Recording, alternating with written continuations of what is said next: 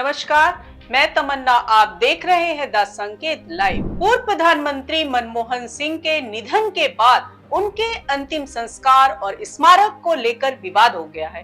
कांग्रेस अध्यक्ष मल्लिकार्जुन खड़गे ने मोदी को पत्र लिखकर अंतिम संस्कार वही करने का निवेदन किया जहां स्मारक बन सके। इस पर गृह मंत्रालय ने शुक्रवार देर रात कहा, अंतिम संस्कार के लिए निगम बोध घाट चुना गया है।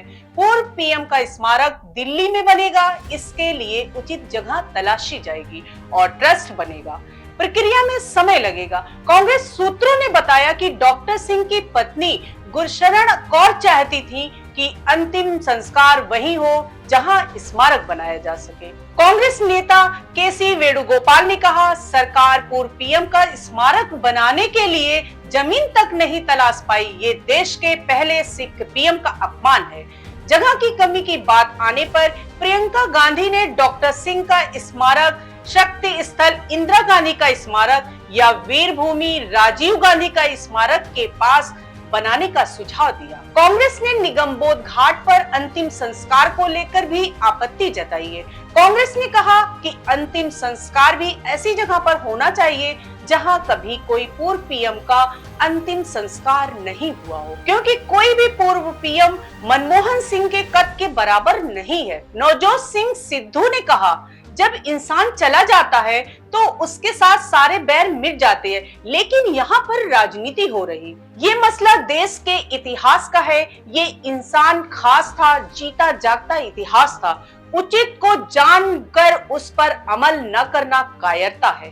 बड़ा दिल होना चाहिए। देखिए, वो एक संस्था स्वरूप इंसान थे, युग पुरुष थे, जो समय की चाप पे ऐसे अमिट निशान छोड़ गए जो कभी मिटने वाले नहीं, और जो गरीबों के दिलों के साम्राज्य पे राज करने वाला अजीमो शान शहंशाह है, उसके बारे में आज बड़ा दुखी होकर मुझे ये कहना पड़ता है कि ये सबके साझे होते। जब इंसान चला जाता है ना, तो उसके साथ कोई बैर, कोई दुश्मनी, सब मिट जाता है। लेकिन यहां पे भी राजनीति चल रही है।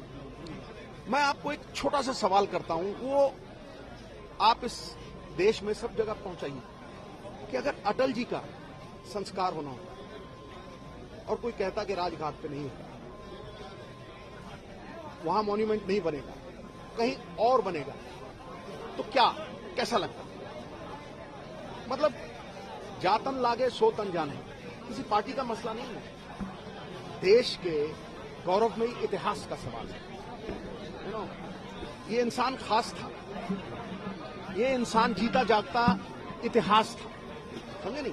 तो ये जब आप ये कहेंगे तो चाहिए ये था कि दरिया जैसा दिल हो, उचित को जान के उस पर अमल ना करना, एक कायरता का आभास है दोस्त। बड़ा दिल होना चाहिए, लेकिन अगर शरीर 100 किलो का हो और दिल चिड़िया का हो, फिर ऐसा होता है। Thank you.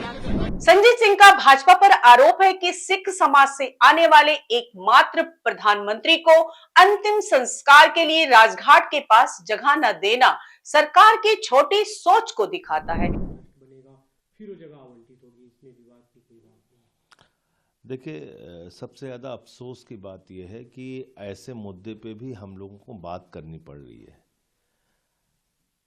ये दिखाता है कि सरकार की सोच कितनी ओछी है, कितनी छोटी है।